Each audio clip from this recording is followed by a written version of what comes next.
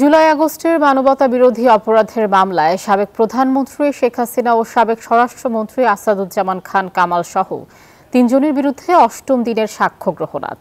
বিচারপতি মোহাম্মদ গোলাম মর্তুজা মজুমদারের নেতৃত্বাধীন আন্তর্জাতিক অপরাধ ট্রাইব্যুনাল 1-এ সাক্ষ্য গ্রহণ শুরু হবে। এ পর্যন্ত এই মামলায় সাক্ষ্য দিয়েছেন আরও 19 জন।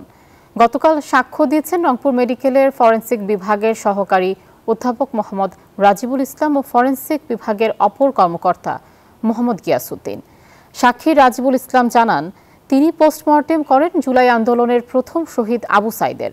বলেন, আবু সাইদের মৃত্যু হয়েছিল পুলিশের গুলির ফলে অভ্যন্তরীণ রক্তক্ষরণে। তবে এই রিপোর্ট পরপর 3 বার দিলে তা গ্রহণ করেনি পুলিশ। এ সময় তারা শেখ হাসিনা, আসাদুজ্জামান খান কামাল, ওবায়দুল কাদের সহ পুলিশের বিচার দাবি করেন।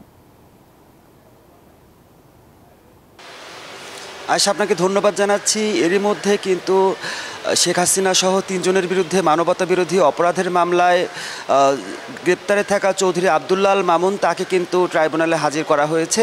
এছাড়াও রামপুরায় আলোচিত কার্নিশে ঝুলে থাকা এক ব্যক্তিকে গুলির ঘটনায় একজন পুলিশ কর্মকর্তা তাকে কিন্তু ট্রাইব্যুনালে হাজির করা হয়েছে।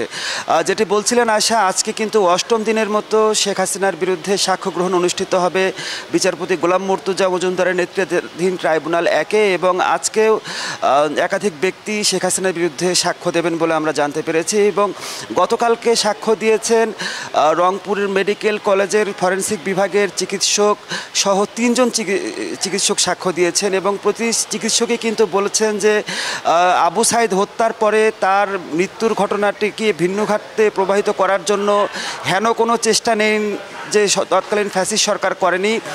বিশেষ করে গুলিতে নয় আঘাতে মৃত্যু, এই বিষয়গুলি প্রমাণ করার জন্য উঠে পড়ে লেগেছিল। এবং আমরা দেখেছি সালমান এফ রহমান এবং সাবেক আইজি চৌধুরী আবদুল্লাহ আল মামুনের একটি ফোন আলাপ, যেখানে তিনি কিন্তু চাপ দিচ্ছিলেন যে এই পোস্টমর্টেম রিপোর্টটি যেন তার মতো করে করা হয়। শুধু এই চিকিৎসকই নয়, এখন পর্যন্ত 19 জন সাক্ষী সাক্ষ্য দিয়েছেন। প্রতিটি সাক্ষী কিন্তু তাদের নিজ নিজ ঘটনা বর্ণনা করেছেন, এবং তারা বলছেন যে জুলাই আন্দোলনের নিউক্লিয়াস ছিলেন ফ্যাসিস্ট সরকারের প্রধানমন্ত্রী শেখ হাসিনা। তিনি নির্দেশনা দিয়েছেন, সেই নির্দেশনা কিন্তু মাঠ পর্যায়ে বাস্তবায়ন করেছেন আইনশৃঙ্খলা বাহিনীর সদস্য এবং আওয়ামী লীগের নেতাকর্মীরা। সেই ক্ষেত্রে শেখ হাসিনা সহ এই 3 আসামির সর্বোচ্চ শাস্তির দাবি জানিয়েছেন এখন পর্যন্ত যে 19 জন সাক্ষী দিয়েছেন এই ট্রাইব্যুনালে তারা।